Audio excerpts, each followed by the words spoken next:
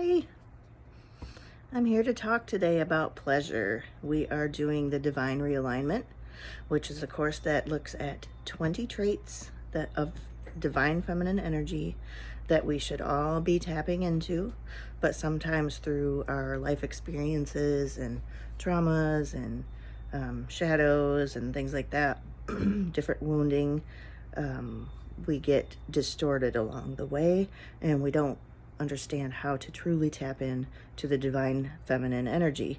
So the first one that I'm going to talk about is pleasure, because that's a fun one, right? So what exactly is pleasure? It's important to note that we're not only talking about sexual pleasure here. We're talking about the things that light you up. Think of the things that really just make you smile when they happen. Like a hot cup of coffee, reading your book, and nobody's bugging you, for instance, would be one of mine, because I have kids that tend to not give me much quiet time. So quiet time where there's nothing else that needs to be done and I can just sit and relax and read my book. That would be a pleasure of mine. I love scented candles. They make me happy. So that would be another one of mine.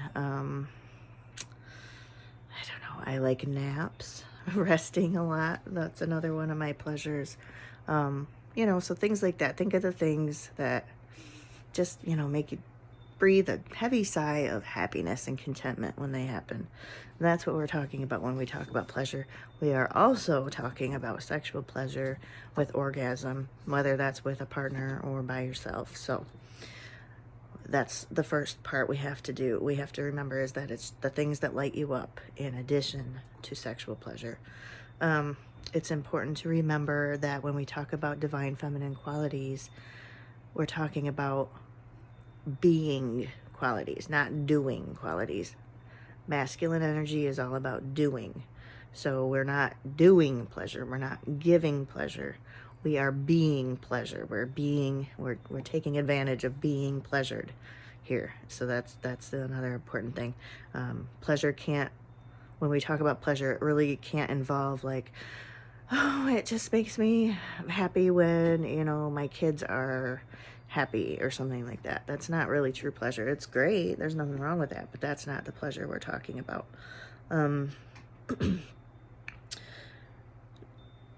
Now, the first thing I want you to do is to think about how many times you talk yourself out of something that brings you pleasure. For me, those things that I say bring me pleasure, like the candles, for instance. I love Bath and Body Works candles, but they're expensive, right? I mean, they're not terribly expensive, but it's a frivolous need.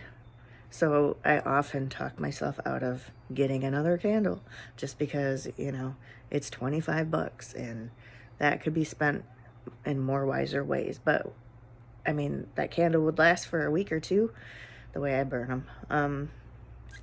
And it would bring me happiness and pleasure, So it's something that you need to consider is how many times do you talk yourself out of doing something that would bring you pleasure? And not only that, but we also have to remember when we talk about the sex portion of it or self-pleasure, that we've had to deal with some deep societal expectations that were put on us around pleasure, particularly. We have between men and women have an organ that is solely for pleasure. There's no other reason that the clitoris exists. So obviously it's pretty important, right, that we take advantage of pleasure, of feeling good sexually and otherwise. Men don't have a similar thing, they have the penis and it carries multiple functions. Sure, the orgasm still feels good, but the clitoris does not exist for any other reason other than for women to feel good. So that's kind of cool, right? But too many times our orgasm is an afterthought because it's not technically necessary for reproduction. So, and that has developed throughout time. It didn't always used to be like that, But throughout time, the male orgasm is what's been important, and the female orgasm really doesn't serve a purpose, unfortunately. But we need to change that, right? So, why do we struggle so much with doing the things that would bring us pleasure? It comes down to we end up feeling we don't deserve pleasure. We don't deserve it. If you think about those splurges financially, like my candles that I'm talking about, or my sitting down, enjoying a cup of coffee and reading my book, I don't really let myself do that too often because there's always laundry and things that should be done, you know? If you think about like chocolate or something, you might tell yourself, oh, I shouldn't eat that, or I'm watching my calories. A time away from family maybe is another one that some people really struggle with. If you have the opportunity to leave and get away and do something just for you, you might tell yourself, no, I can't do that, because you feel like you don't deserve it. Same with rest, relaxation, napping, going to bed early, sleeping in. It all feels lazy. You don't deserve it. You can't be lazy, you know. So that's what it comes down to, and the reason that it comes down to that is because of patriarchy. I know it doesn't seem like it, but that's the root of it all. It is because we feel shame, and we've been shamed by men, and we've been shamed by our parents, our teachers, our religious instructors, if we had them growing up, just society, friends. We've been shamed by other women, and that is what's known as the sister wound. When you have been either you're the judger or the person who feels judged, and women have a tendency to put each other down and to elevate themselves, you know. So we feel shamed from everywhere basically, and you might not even pick up on it. It's so subconscious to do this. Your parents, I'm not saying that your parents were mean and they meant to do this. It's just, it's so ingrained in us, you know, not to be lazy. Don't eat all that or whatever, you know, just little things like that start to pick at you. And over time, here we are thinking that we are just these terrible people because we want these things, but we don't let ourselves have them, you know, because we don't really deserve it. But it's because it's been ingrained in us, and that is because of patriarchy. Often we tend to look for validation from others to fight against this a little bit. You know, because if it's okay, somebody else says that this is okay, then maybe it's okay. There's shame for having a period, because that's gross, right? I don't know if you have, but I've been shamed and stuff like that from men, thinking that that's gross. Shame for the way we dress, and that comes from all areas, really.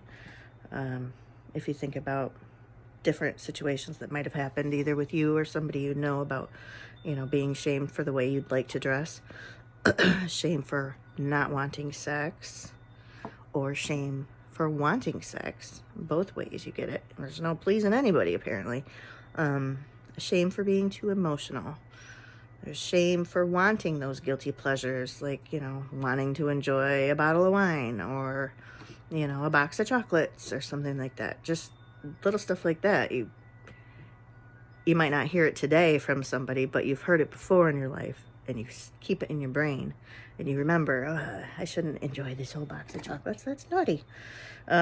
Shame over our bodies, the way our bodies change with age. Shame for liking girly things. Shame for even having hair on our bodies, for God's sakes. What's up with that? It's a natural thing, and yet women and men, but women, this is one of the big ones that I see women tearing each other down for. Who cares what you do with your own body? It's not up to anybody else but you. But yet here we are, perpetuating it again and again, that we need to shave all our hair off, which it's fine if you want to do.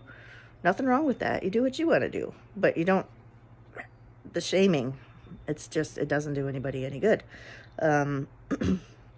Shame for being in a relationship where you're being mistreated. Why didn't she get out? She should have seen this coming. She should have left a long time ago. She shouldn't have got herself into this. Shame for getting pregnant. shame for staying pregnant, or shame for having an abortion. There's no winning there often. Shame for being a single mom. You know, if you think about all the ways women are shamed,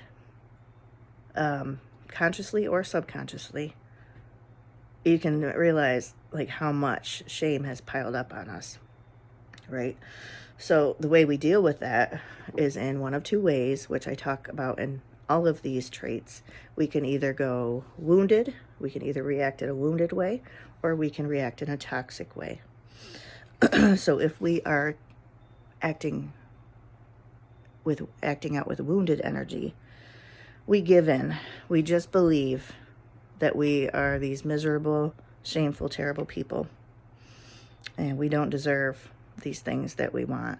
It's embarrassing to want these things, you know. You become a doer. You give pleasure instead of accepting pleasure as well, and you sacrifice your pleasure. You know, I don't need those candles, or I don't need this coat or whatever, because it's too much money. It's just too much money or whatever. So that's one way to react, is in a wounded pattern. And it's often subconscious, but you can tell the way that you talk to yourself in these circumstances, whether you're reacting out of wounded energy. You're not just going to sit there and tell yourself like, oh no, I don't deserve that or whatever. It doesn't really come that way. But over time you'll notice a pattern of you turning away from it, and you might be like, why am I doing this all the time? And then you'll start to realize that it's because you feel like, really, you don't deserve that. You don't deserve that special stuff. The other way we can react is becoming toxic. And if you're toxic, it's like you harden yourself.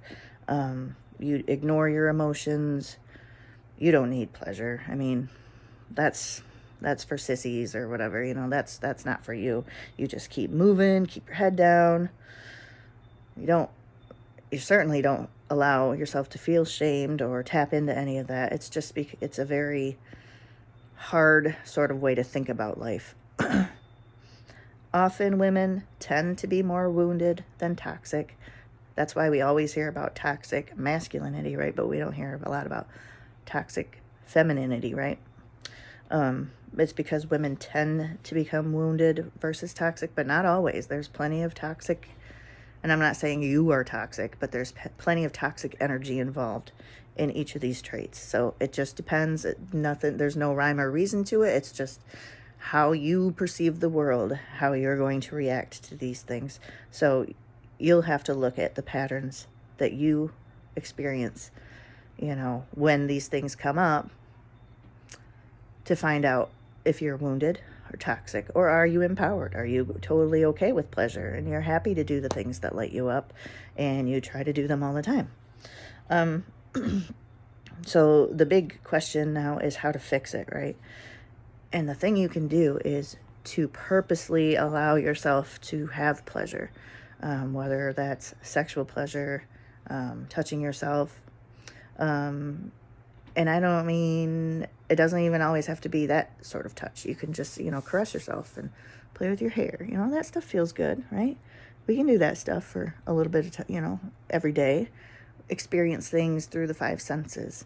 But whatever those things are that light you up, you know, purposely try to do those things. And then when you do, a lot of this is just awareness, mindfulness.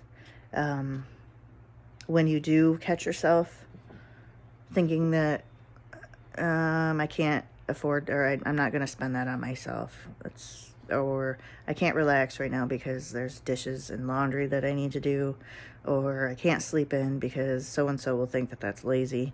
Explore those thoughts, catch yourself with those thoughts, and then explore them like, wait, why did I just think that? Where did that come from? And then try to trace it back and see what other times you've thought the same thoughts, and try to see how far back you can go thinking about that, thinking about, where did this come from? Like, did so-and-so ever make me feel this way? Or did I feel this way when I was a kid? You know, like really try to tap into those thoughts. And that's what we will be doing one-on-one in this program, is kind of really trying to tap into those thoughts through the assessments that I gave you. That will help me kind of get to know you a little bit better and how you relate to this. And also, don't seek external validation. If you want something, there's no reason for anybody else's input. It's important enough that you want it, and you have to be okay with that. You have to tell yourself that. It's tough sometimes, but you have to just tell yourself, like, I don't need to know if my best friend thinks that this is okay, because I want it.